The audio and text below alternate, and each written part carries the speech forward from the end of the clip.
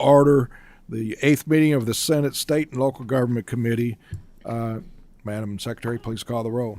Senator Rocky Adams, Senator Chambers Armstrong, Senator Herron, Senator Maiden, Senator Mays Bledsoe, Senator McDaniel, Senator Mills, I'm here. Senator Rawlings, Senator Tishner, Vice Chair Elkins, Chair Nemus. Present. Reminders, please remember to silence your cell phones, and when explaining your vote, first cast your vote, then explain. The first item on the agenda is House Bill 684.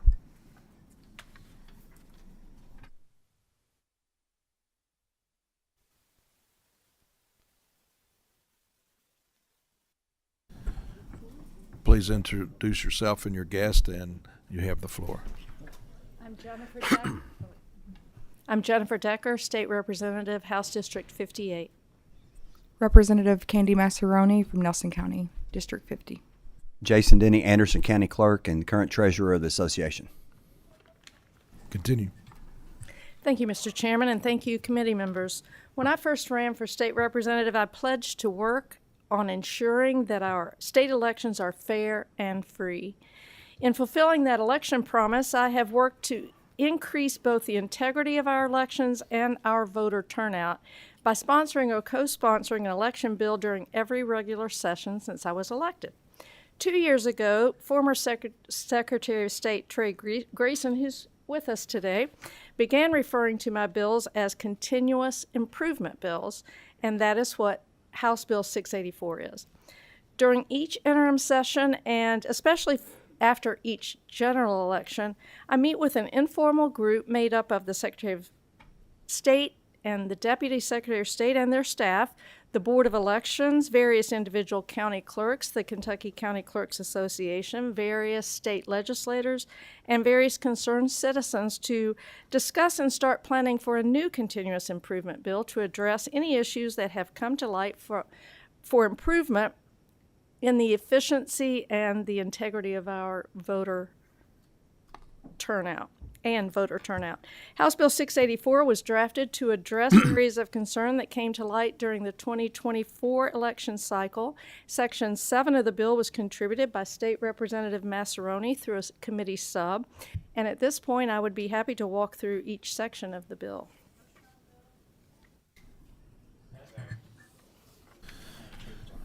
All right, Senator Armstrong.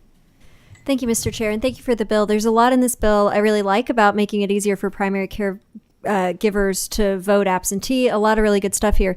I was curious, you said all of this was based upon concerns from the past election, and I know in the sub you eliminated the ability of folks to use a credit or debit card as a second form of ID to cast a provisional ballot. Was that change requested by the AG, by the clerks? Is there a specific case of somebody trying to use a credit card or debit card fraudulently? Where did that come from?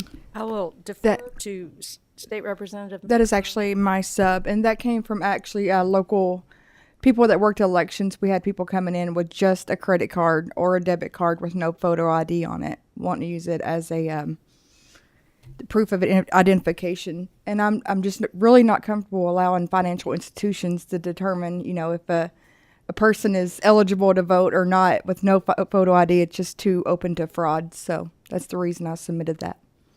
Thank you for the information. Senator Herron.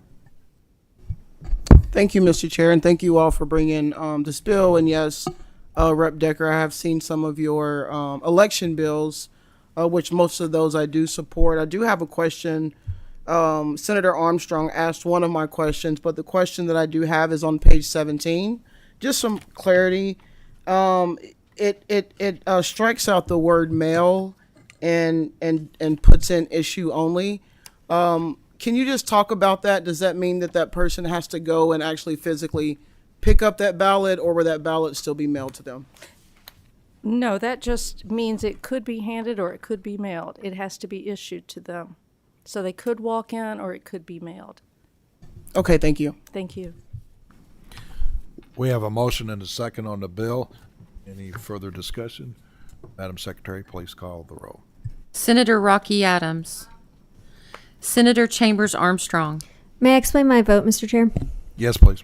I'm going to vote no today just because I need to wrap my head around the credit card and debit card related changes. I haven't heard any complaints about them, and it doesn't sound like there are specific incidents, just that people didn't like the law that was in place, but not that it was being abused or used fraudulently. So I want to spend some more time diving into that and talking to my local election folks back home, but appreciate a lot of the stuff that's in this bill. Thank you.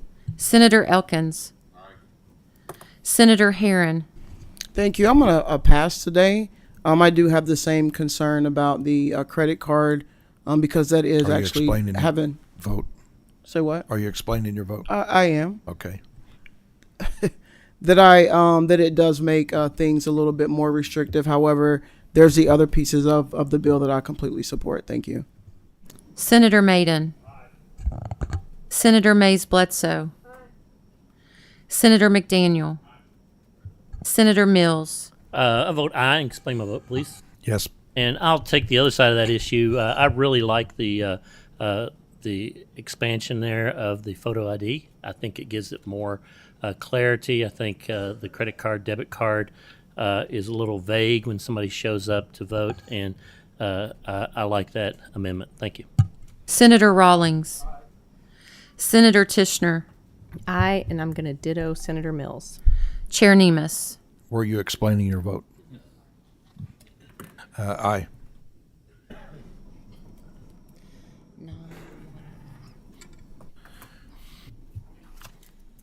House Bill 684 passes 9-1-1, and we expect to do so on the floor.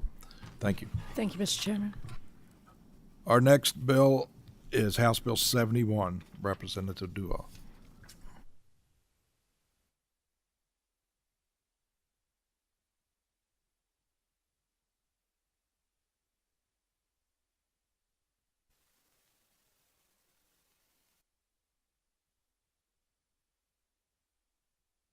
Introduce yourself and your guest and continue.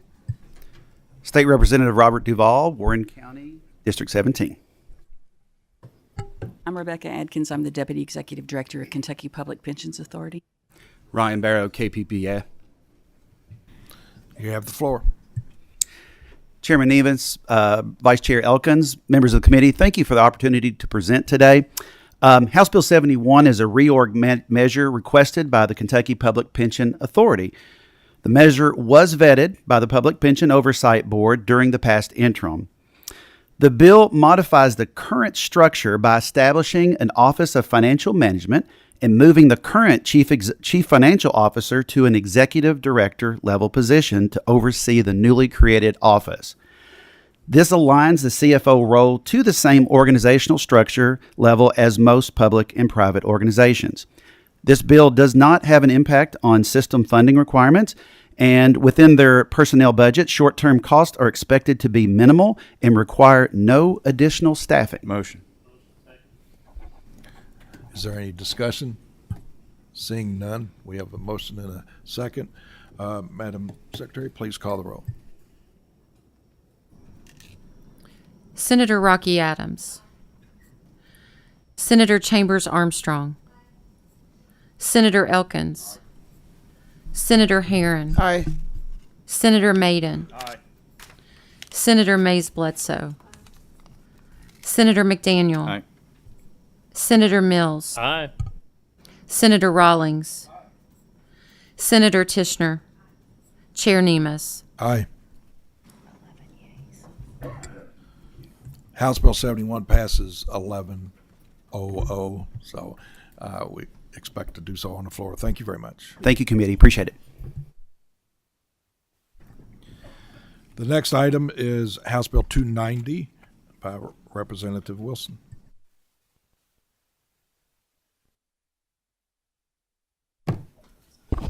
Thank you, Mr. Chair. I'm Representative Nick Wilson from 82nd District, Whitley County, and parts of Laurel.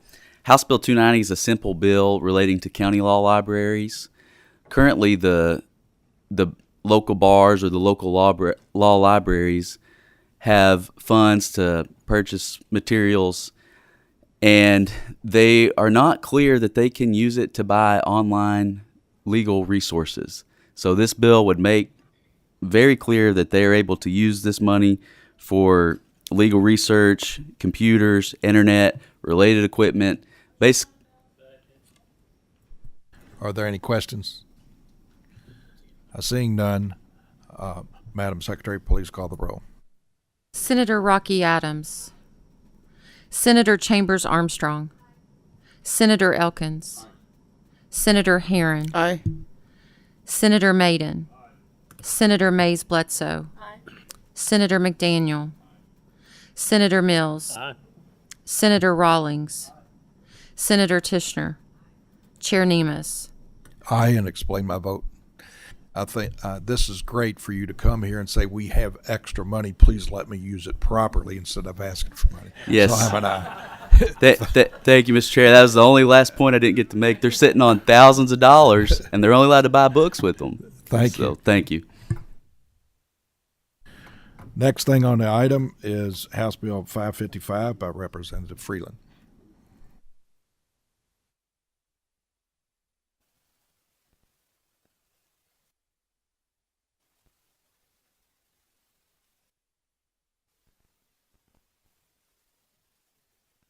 Representative Freeland, please introduce yourself and your guest, and we have a sub on this. We have a motion and a second on sub. All in favor say aye. Aye. Opposed? Sub has been adopted. All right, thank you, Mr. Chairman, ladies and gentlemen. I've got with me J.D. Cheney with Kentucky League of Cities and Todd Ruckel, the Executive Director of the Kentucky County Judge Executive Association. And the bill in front of you today is a bill that is the work of KLC and the Kentucky Auditor's Office and our county treasurers, and that is part of the sub. And as we all know, our smaller city governments in Kentucky have struggled to find certified CPAs to complete their annual audit work, and as a result have had trouble complying with reporting requirements in a timely manner. And I want to thank the KLC and the Auditor's Office for their work in putting together this bill. And if you would allow, I'd allow J.D. Cheney to explain part of it if you would like, and also Todd to explain the committee sub. Thank you, Mr. Chairman and members of the committee. This has been discussed for a long time, and we're extremely grateful for Auditor Ball and her staff trying to work through issues with obtaining an independent CPA to complete these audits. There's a penalty section in there. If you don't get your audits completed, all the state funds are withheld during the period of compliance or non-compliance. This would allow some of the cities to use some options that are available for cities under 1,000. This would raise that threshold to 3,000. That would allow additional 97 cities out of the 408 to be able to do every other year audits. Now, that does not reduce transparency. I want to say that straight out. You still have to complete your uniform financial report, and you still have to complete your financial statements and have them posted and set to a newspaper in the odd years. In addition, it raises that threshold from 150,000 to 500,000. In order to exempt the audit, you still have to have an attestation engagement during that period. But what we can do is allow a lot of cities to get back into compliance. A lot of them have lost out on being active for their state funding that's available. And the very last thing that it does, it allows us to contract with the auditor's office for them to perform the annual audits. That gives us a backstop. In some of these places, they just can't get an auditor. And so this would allow us to contract with the auditor's office, the APA, to conduct those annual audits if they couldn't. And then one more provision, I forgot about it, which is very important. There's a provision that if you don't complete your audits, you don't complete your UFRs, or you don't file your ethics statements, that state monies are withheld. And it does not we ran into a situation with a small city that provided gas utilities, and the state was $80,000 behind in their payment. It makes clear that withholding of the state funds does not apply to contractual obligations or a utility payment for the consumption of city services on the penalty. We have a motion and a second on the bill as amended. Any other discussion? Madam Secretary, please call the roll.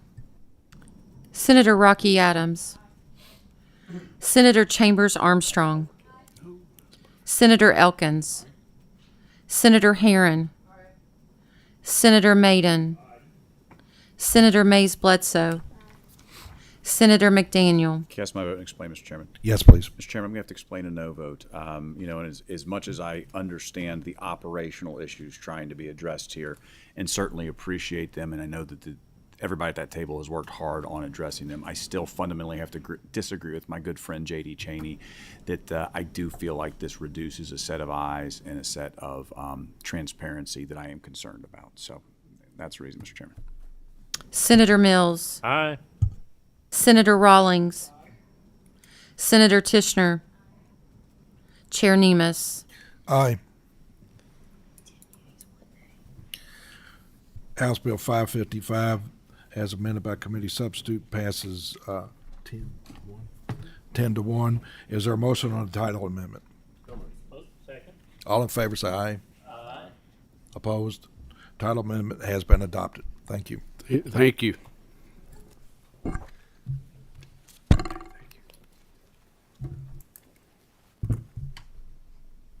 Next on the agenda is House Bill 160. We have a sub on this. Do I have a motion with the sub? We have a motion and second on sub. All in favor say aye. Opposed? The sub has been adopted. Introduce yourself and your guest and continue. Thank you, Chairman. My name's Susan Witten. I'm State Representative for District 31 in Jefferson County. Representative Patrick Flannery, 96th District. My name is Logan Haynes. I'm the Executive Director of the Kentucky Manufactured Housing Institute. Yours. Thank you, Chairman Nemus, Vice Chairman Elkins, and committee members for hearing our testimony on House Bill 160 this morning. First, regarding the committee sub, thank you to Senator Rocky Adams. I also want to thank the Kentucky League of Cities and KCO, specifically J.D. Cheney and Shelley Hampton, for their willingness to work with us on this bill to make it something that no organization is against. I truly appreciate their willingness to work together on this piece of legislation. We have a motion and second on the bill. Is there any discussion? I see none. Madam Secretary, please call the roll.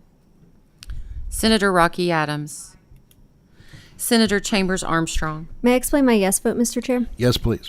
I vote yes. I usually don't like whenever the General Assembly is telling local governments what they can do, particularly when it comes, I think that's a hyper-local issue. However, this is so important, and I can't think of any good justification to discriminate in this way. So I'm going to make an unusual vote for myself and vote yes on a local mandate around zoning, and thank you for your work. Thank you, Senator. Senator Elkins. May I explain my vote, Mr. Chair? Yes, please. I'm going to vote no for the very reason that Senator Chambers Armstrong voted yes. I struggle with us telling state and local government what they can and can't do beyond what we absolutely necessarily should tell them when and whatever they can't do. But so for that reason, I'm going to be a no vote. Senator Herron. Senator Maiden. Explain my vote. Yes, please. Being a former mayor, when this started out, I was a little bit against it too, but after speaking with J.D. Cheney and Keiko, they assured they were okay with it. And one thing I want to say about manufactured home, it's not the manufactured homes of 1970, a double wide. If you've not seen the homes that they're putting out now, it's not the double wide trailer that your grandmother lived in. So I'm a yes. Thank you. Senator Mays Bledsoe. I vote and explain. Yes, please. Thank you, Mr. Chairman. I also am going to vote yes, but I too share very much the concerns about telling local governments what to do. Versailles is actually working through this as a pilot project and are trying to figure out how they adopt new manufactured homes that do not look like they used to into existing spaces. And these are hard conversations to have, and yet the housing challenges that we have are real, and we have to figure out ways to provide affordable housing in some very difficult realities, to be honest. So I think we have some challenges with this moving forward, but I'm going to let it go today. Thank you. Senator McDaniel. Aye. Senator Mills. Explain my aye vote. Yes, please. Mr. Chairman, I'm going to give a qualified aye vote on this as well, and really just really voting more for the process. I mean, we ask people to negotiate and talk through projects and get to a level where everybody is somewhat comfortable with it, and I'm voting aye today for that process. Thank you. Senator Rawlings. Senator Tishner. Can I cast my vote and explain, please? Yes, please. I'm kind of going back and forth on this. I really, just hearing some of the reasons for the yeses and the reasons for the nos, I see both sides of it. And we met and had a great meeting, and I love the product that you have is exactly what they're saying. It's not what it used to be. I think I just fall a little bit in this weird space of wondering how we should be involved in that local zoning at the state level, but I see us do it in other pieces of legislation. So I see the need, and so I'm probably gonna be a yes on this, but I reserve my right to think it through when we cast a floor vote. Thank you. So that was a yes. Was I a no when I started? We couldn't remember. I don't remember if I said it. I don't remember if I don't think I did. I think I said I'm flip-flopping. I think I flip-flopped. So I'm yes. going to be a yes to get out of committee, yes. Chair Nemus. Yes.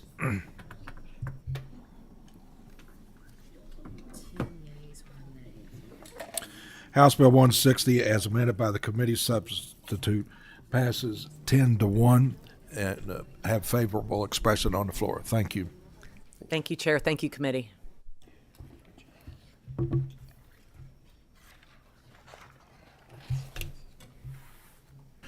The last item on the agenda is House Bill 455 by Representative Flannery. Thank you, Mr. There is a sub on this, correct? There is. Do I have a motion on the sub? No motion on the sub. Nobody likes it.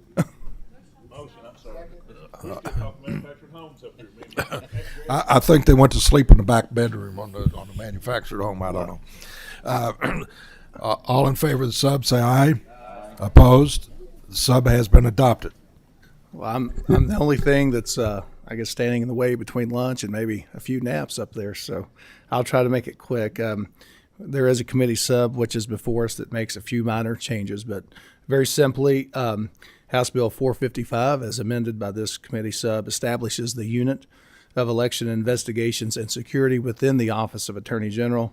Mostly what it does is codify existing practice to make sure that this whole process is process dependent and not people dependent. Hopefully it will restore voter confidence and deter voter fraud. Four main things that this unit that would be established within the Office of Attorney General. We have a motion and a second on the bill. Is there any discussion? Senator Herron. Thank you. Can you just talk a little bit more? You said that this is already happening within the Attorney General's office. So is there going to be more staff added, or is it the current staff and folks who are already doing this work? Can you just talk a little bit more about that? So most of what these duties would be are currently happening either by this office or within some place within government. The four main duties would be allegation review. So if there's an allegation made of some sort of election crime, it would establish within KRS the review process within the Attorney General's office, how to handle that. Any investigation and prosecutorial referral would be handled through this unit. It actually, the voter fraud hotline, which does currently exist, it would also put that within this newly created unit. And the fourth thing that it does is provides a process for legislative oversight. So when this unit within the AG's office goes through everything that it would be enabled to do with this bill, it would allow certain levels of legislative oversight. So the short answer is yes, to some degree. Some of these things are already happening. Some maybe are not happening within this particular office. So it codifies existing practices throughout different agencies and puts it within this unit. The change in the committee sub is that it uses the word unit instead of, I believe, office or department. And that would primarily, my understanding is there would be no need for additional funding or anything like that within the AG's office by using that word. Senator Elkins. Thank you, Mr. Chair. I think Representative Flannery just answered my question. I was trying to figure out what the committee sub was, but I think you've explained that. Thanks. Thank you. Is there any other discussion? Seeing none, Madam Secretary, please call the roll. Senator Rocky Adams. Senator Chambers Armstrong. May I explain my vote, Mr. Chair? Yes, please. I'd like to pass today. I do believe this is mostly codifying what's happening and maybe reorganizing some agencies a little bit. I just need to do my homework to better understand exactly what it does. And that is on me for the end of session, not being able to get around to wrapping my head around it before voting today. So I'm going to pass today. Thank you. Senator Elkins. Senator Herron. May I explain my vote? Yes, please. I am going to be a no today. I actually was going to be a yes, but then when you said that the voter fraud hotline would be put in this office, that is kind of concerning to me. That from my experience, the voter fraud hotline is a nonpartisan, the work that they do, and then to put that into a partisan office is just kind of concerning for me. Thank you. Senator Maiden. Senator Mays Bledsoe. Senator McDaniel. Senator Mills. Aye. Senator Rawlings. Senator Tishner. Aye. Chair Nemus. Aye.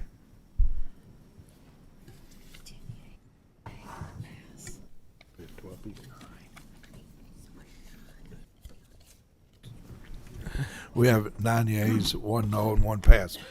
House Bill 455, as amended by the committee substitute, passes with favorable expression and expect to do so on the floor. Thank you, Mr. Chairman and members of the committee. Is there anything else? Seeing nothing, we are adjourned.